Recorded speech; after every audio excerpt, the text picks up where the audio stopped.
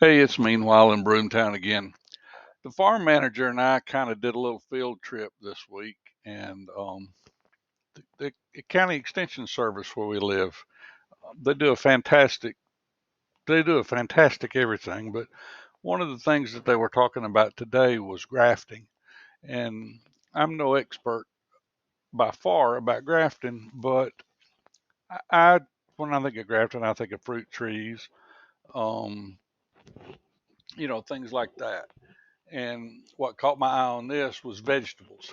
And it never occurred to me to graft vegetables in the first place. So, in the spirit of learning something new, um, that's what we did. We went today to learn to do something new and basically to learn a skill, but to also the why. I was a lot more interested in why in the world would somebody want to cut up vegetable plants.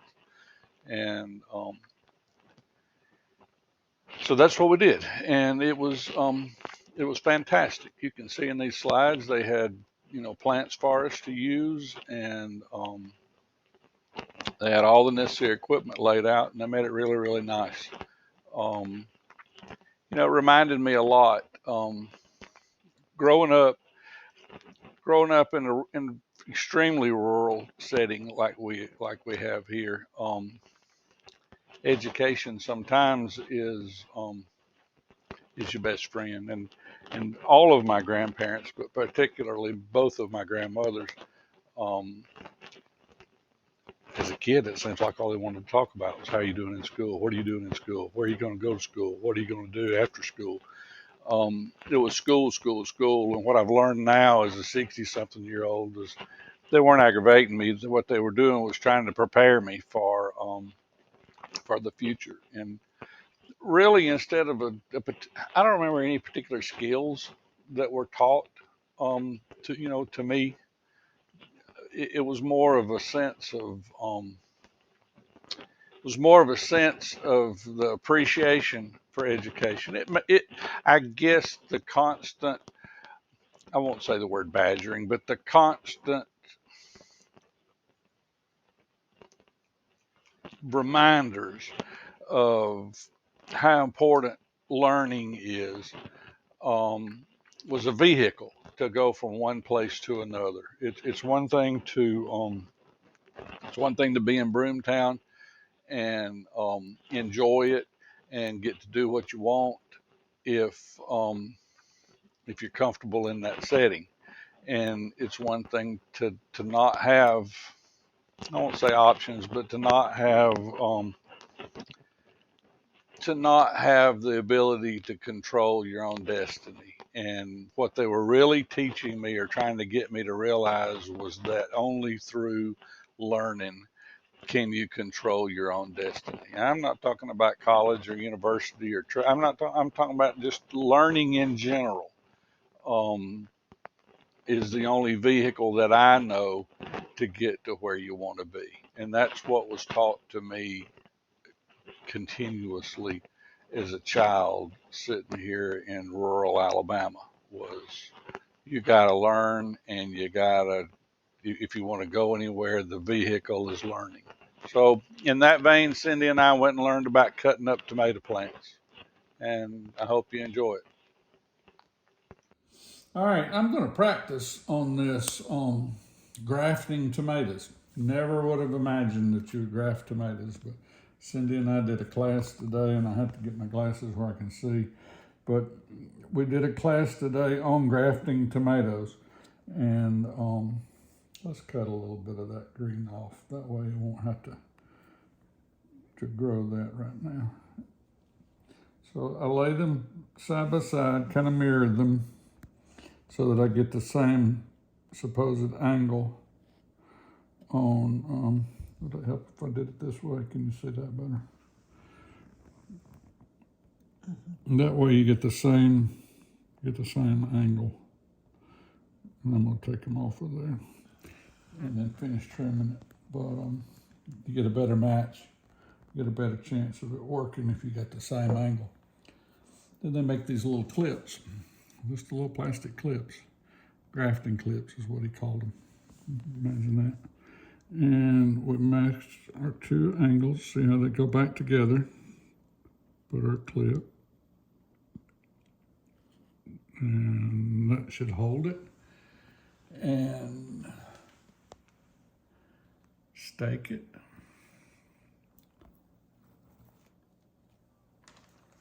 And make a little terrarium, whatever, some way to trap in the moisture and keep the humidity high. Got to keep it out of the sun for 2 weeks and 2 days, sorry. And that's fairly simple. It's very, it wasn't hard to do. My question when we began the class was, why do this? And he said they had run into some instances where homeowners, small gardeners, whatever you want to call yourself, not commercial,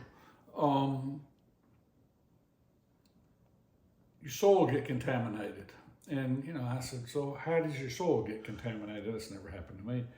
He said, maybe you live close to big agriculture, maybe like a cotton farm or soybean or, something where they're spraying a lot of chemicals and you get some drift. Drift is where the chemical moves through the air from where it's supposed to be to where it's not supposed to be. And some of those herbicides, some of those chemicals have residuals in them, and the residual is how long that chemical lingers, stays in the soil. So you may have somebody spraying something like 2,4-D, which is pretty potent. Roundup glyphosate would kill it, but I don't think it doesn't have a residual. So it's got to be something that has a residual. And he said some of the residuals are as much as 24 months. So you can't have any tomatoes, broadleaf in general, in that garden until the residual wears out from the herbicide. And there are some varieties of tomatoes that are really hardy, are not susceptible to 2,4-D, but it might be a variety you don't want to eat the tomato from. In our instances today, we used a Celebrity as rootstock and Cherokee Purple as the top. So they found out that by grafting the tomatoes, they can grow tomatoes in areas sooner after they've had a drift incident. Also, big ag, where you're dealing with greenhouses and thousands of plants, you may have a variety that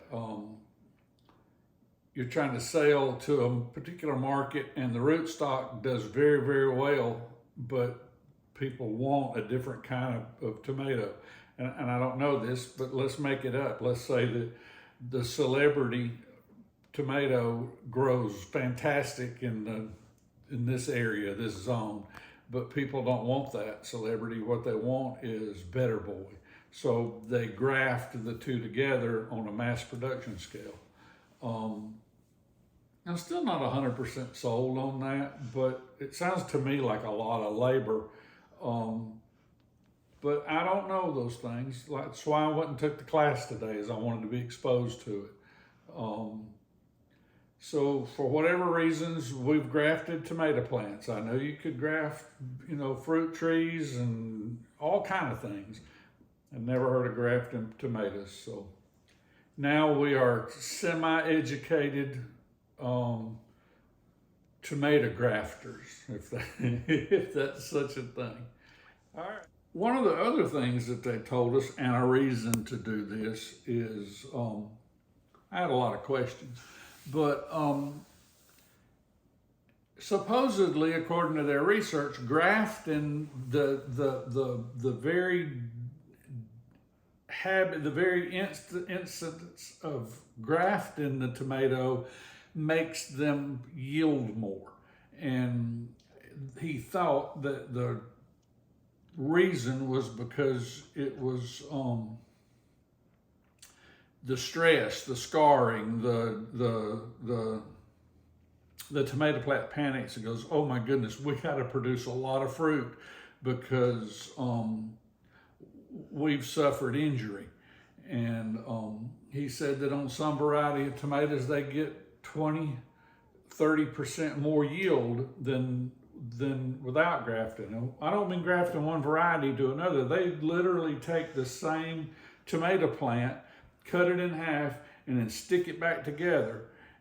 The same plant, same variety, and then grow it out, let it heal the wound, and that tomato plant produces more tomatoes.